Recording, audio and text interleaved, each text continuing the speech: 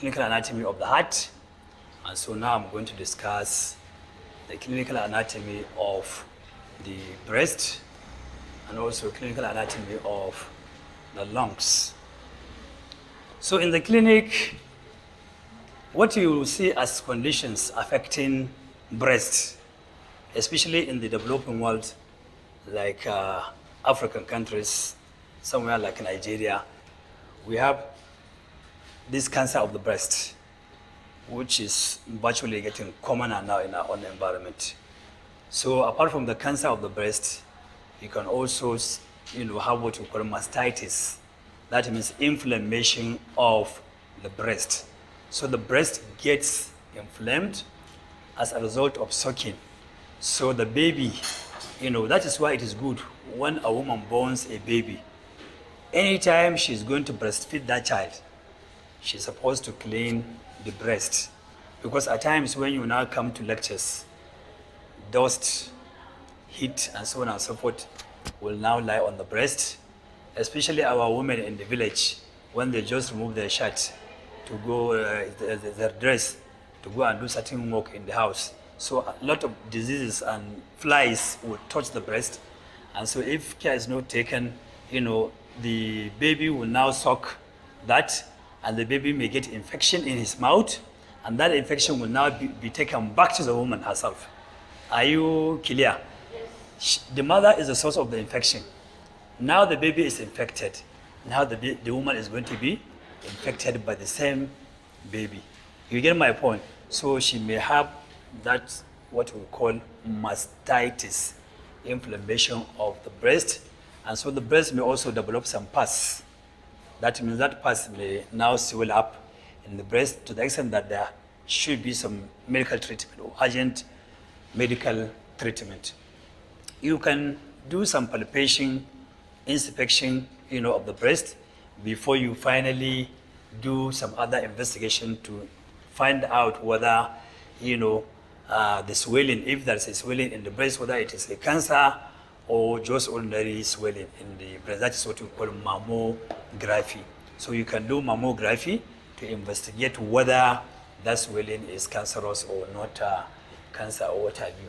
So if somebody has a cancer or somebody has a mastitis, with swelling of the breast. So if you want to treat that person, especially for the mastitis, you have to do what we call incision and drainage. That incision and drainage is very important. Otherwise, the infection may spread into a different part of the body.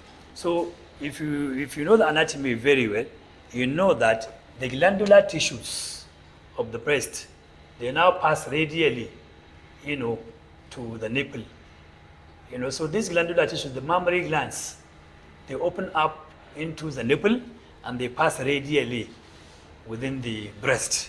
And so that is why when you want to make an incision along the breast, so you have to make the incision radially to conform with the orientation of the breast tissue, the glandular tissue.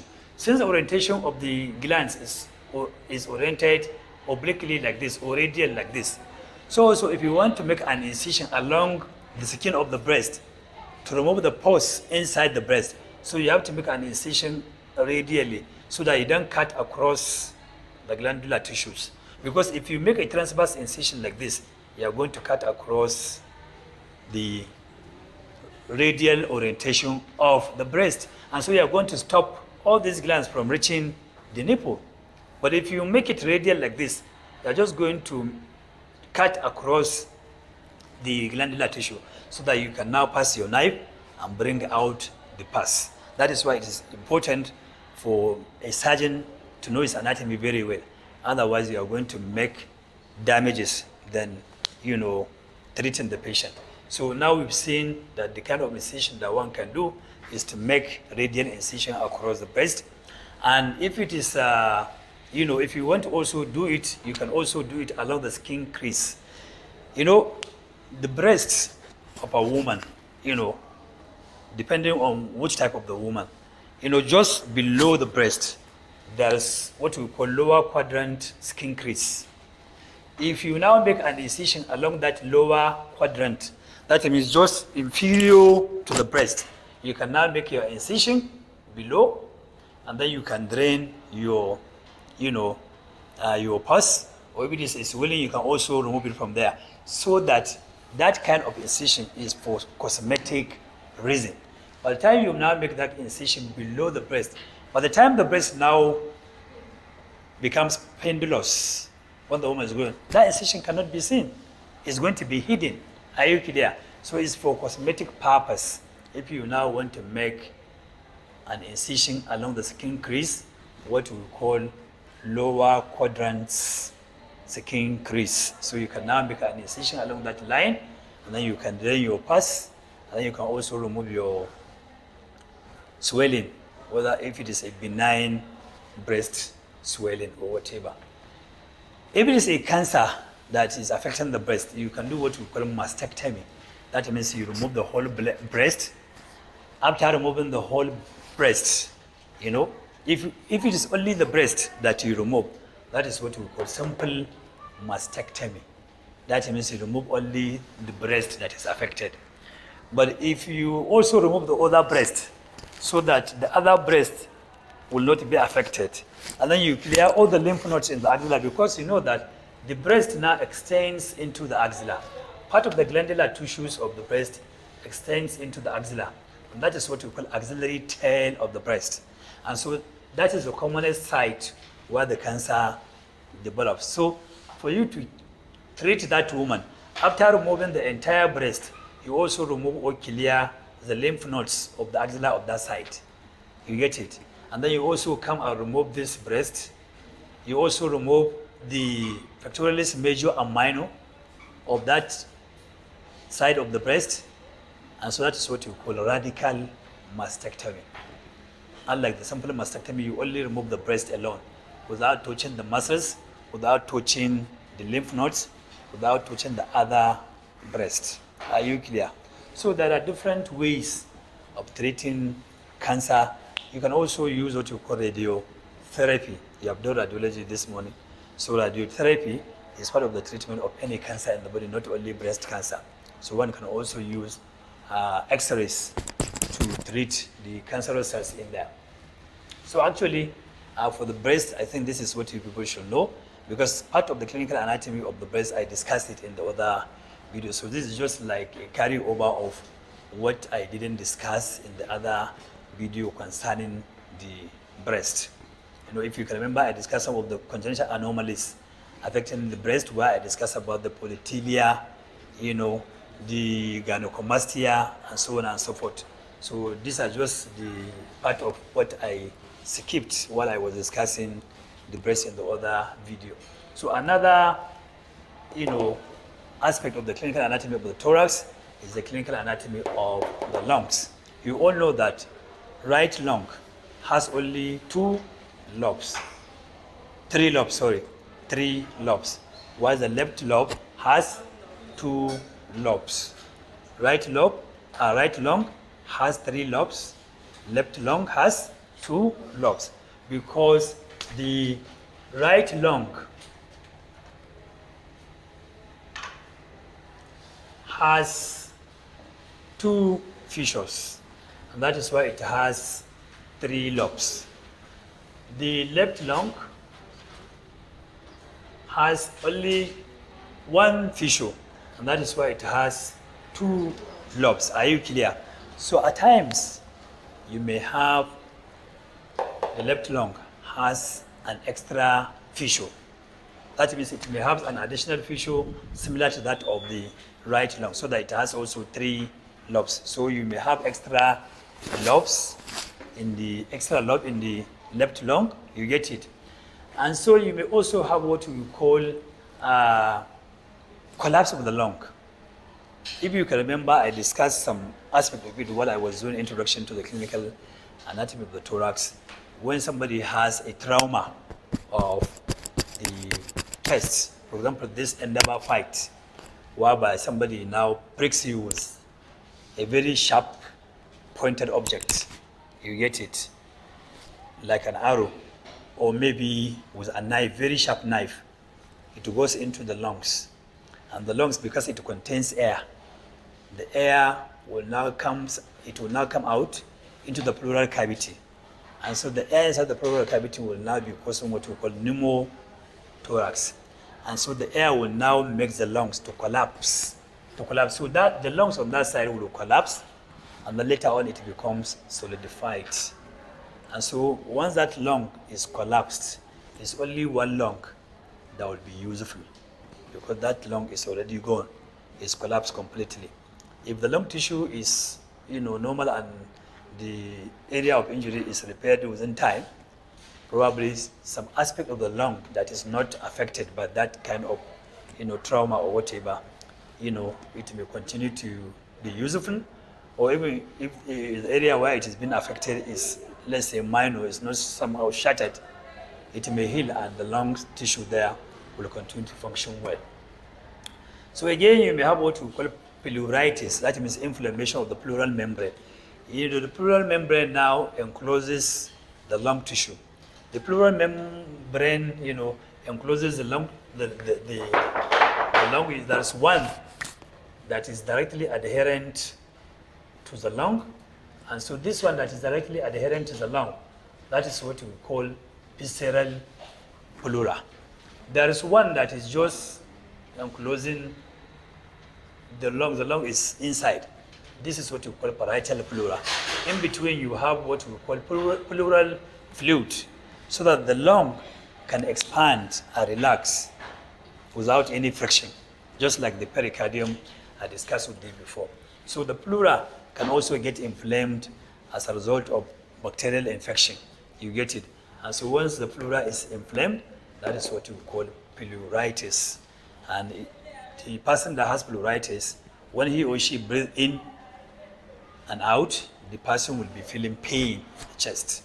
And that is what we call pleuritic pain. It is very, very sharp pain. That one will be feeling. When you breathe in, you feel the pain. That is pleurisy. And so again, there are other conditions that can also affect the chest, the lungs, something like the lung cancer of the lungs, especially in smokers, those who smoke cigarette or marijuana, they can have cancer of the lungs, or those people who are exposed to smoke, any kind of smoke, like this our women that used to fry beans cake, or say, and those who use firewood in making some cooking in their house. So those ones too, they prone people to developing cancer of the chest and other cancer of the body. So apart from that, somebody can also have trauma, like this Endeavour fight. Somebody can have this injury in the chest, whereby somebody can have pneumothorax. I discussed with you the other time. Hemothorax, that means the bleeding in the pleural cavity, or combination of the two, pneumothorax or pneumohemothorax and what have you. You get it? So if you want to investigate the lungs, you can do several investigations. You can do chest x-ray, whereby if you do chest x-ray, the chest x-ray will now show you whether the lung is collapsed or it's not collapsed, whether there is accumulation of fluid inside the pleural cavity or not. But the only thing that the x-ray cannot tell you whether the fluid is blood or ordinary serous fluid or it's a pus. You get it? So that is the only thing that the x-ray cannot tell you. For you to be able to know whether the fluid inside the chest is blood or air or pus, is for you to do what you call thoracocentesis.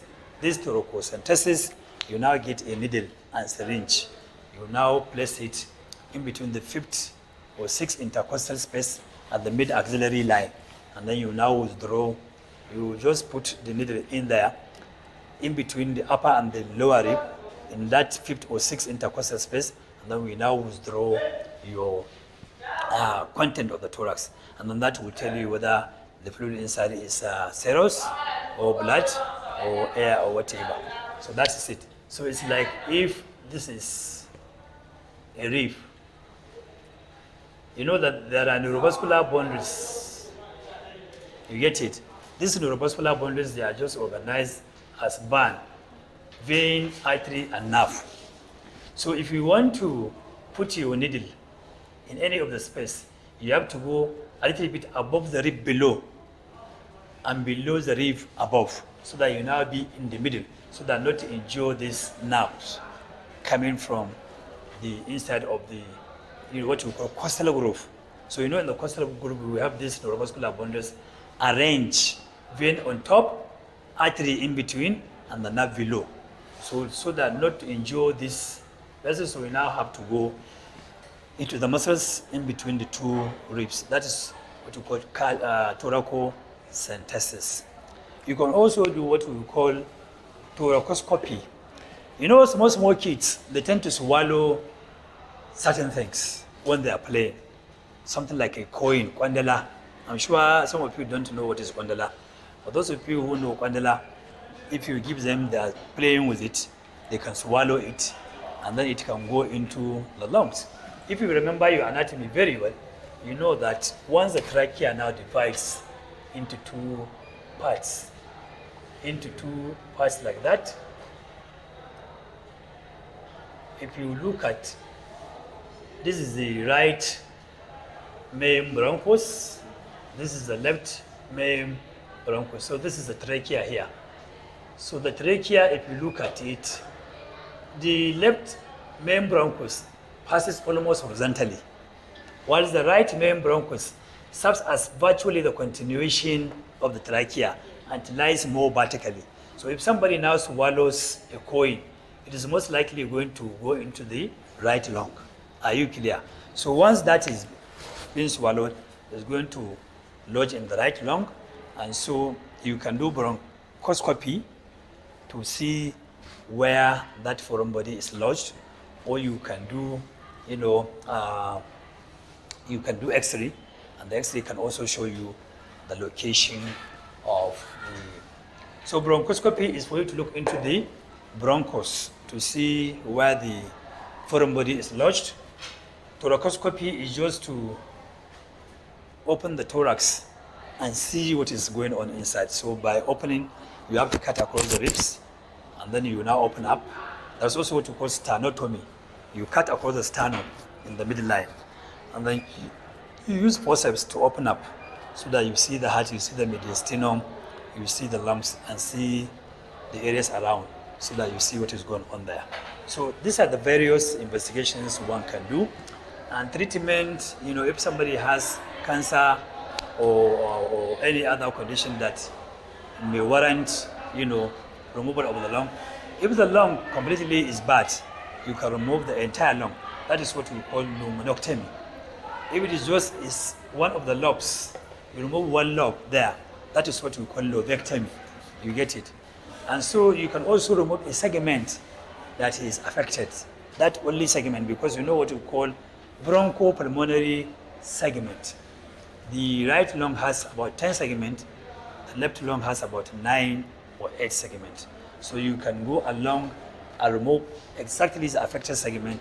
That is what we call segmentectomy. Surgeons know the venous drainage of the lungs, and so whenever you see the interlobar veins, so that is the area, demarcating the segment, so you can go along that line where the lung or the segment is affected. So by and large, I think this is what people should know concerning the clinical anatomy of the lungs, of the breast. So I'm also going to have a break here, and then we'll continue later on.